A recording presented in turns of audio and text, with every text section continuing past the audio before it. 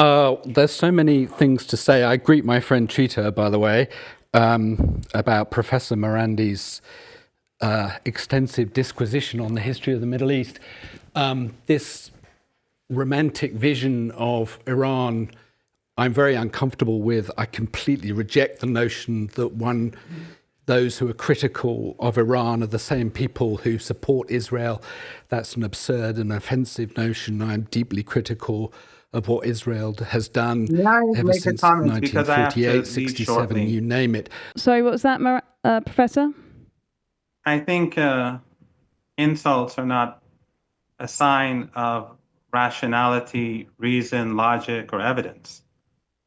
And also, misrepresentation does not help either. Maybe I misheard, but I think one of your speakers said that I said that those who oppose Iran support Israel. I don't know if he was awake or asleep or No, he that's was what you said. You using his said it cell very phone. clearly.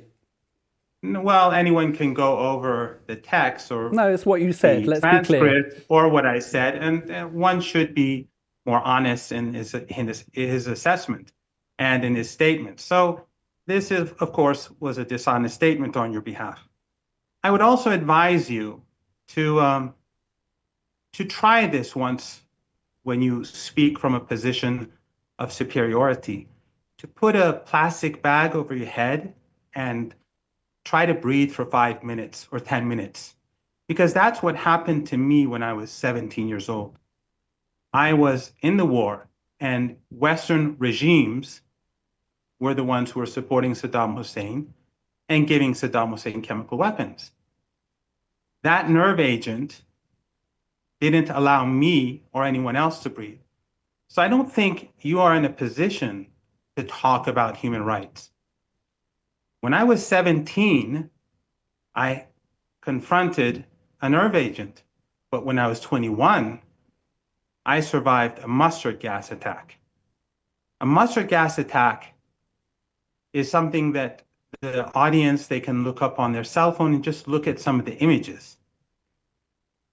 And what happens to people who survive or do not survive mustard gas. In one single instance, in the city of Halabja in Iraq, when the Iranian forces and the Kurdish forces and the Iraqi forces that were fighting alongside the Iranians liberated that city, Saddam Hussein used chemical weapons and slaughtered 6,500 people, between 5,500 to 6,500 people in that city within minutes. I went to that city shortly after the chemical attack. The Iranians took Western journalists there. There was no condemnation. Nothing happened in the UN. Do you know when chemical weapons became an issue? It was after Saddam Hussein invaded Kuwait, when the US president began to speak about Saddam having chemical weapons, but he did not say that it was the West that gave it to Saddam Hussein.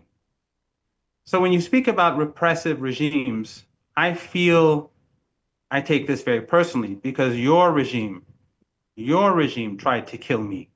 Your regime killed many of my friends.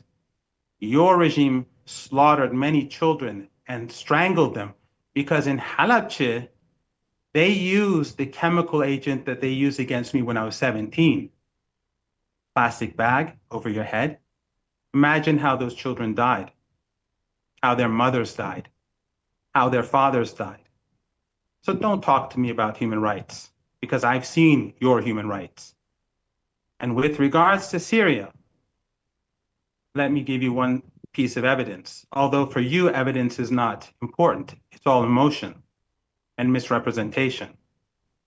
In 2012, the United States Defense Intelligence Agency, which is the most important and biggest military intelligence agency in the world,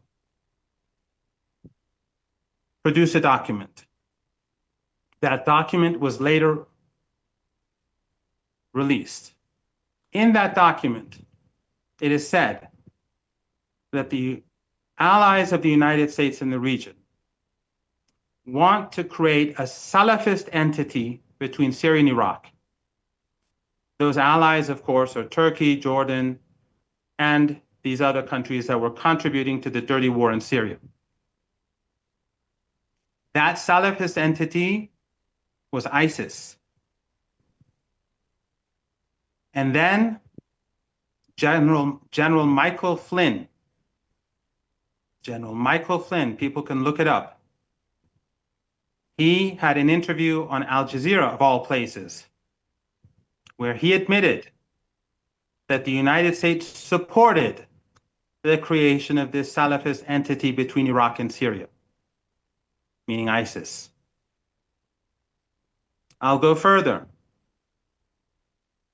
The then US Secretary of State, after Hillary Clinton, who Jake Sullivan sent his email to, after Hillary Clinton, the next US Secretary of State, and I'm not even going to bother with British government officials, the US Secretary of State, Kerry, in a leaked audio at the UN building, says explicitly that the United States allowed ISIS to advance on Damascus in order to put pressure on the Syrian government.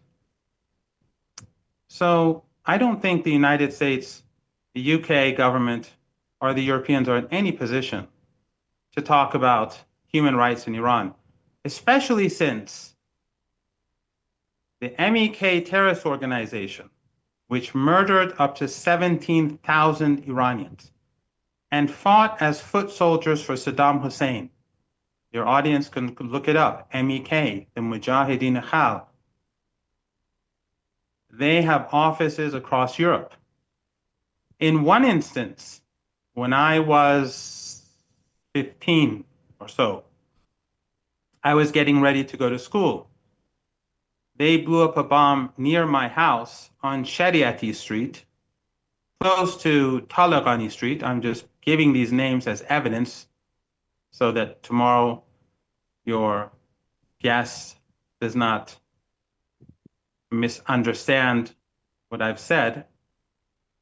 They blew up a bomb there, killing 9 or 11 people. I don't remember if it was 9 or 11, including an Armenian family of 4, because at that time, I lived in a mixed neighborhood, and in that area has lots of Armenians. An Armenian family, a father and mother and their children who they're taking to school were among those killed. The windows of our house were all blew up. They broke. The MEK terrorist organization is based in Europe and North America. If we had terrorist organizations in Iran that were carrying out terror attacks across the West and across the UK, what would the response be? So let's not talk about human rights, international law. Let's not make this about Iran, because if Iran is repressive, what does that say about your government? A government which has actively supported an apartheid regime since its inception. A regime that has been carrying out ethnic cleansing and genocide, not just for the past 2 years, but ever since the Nakba.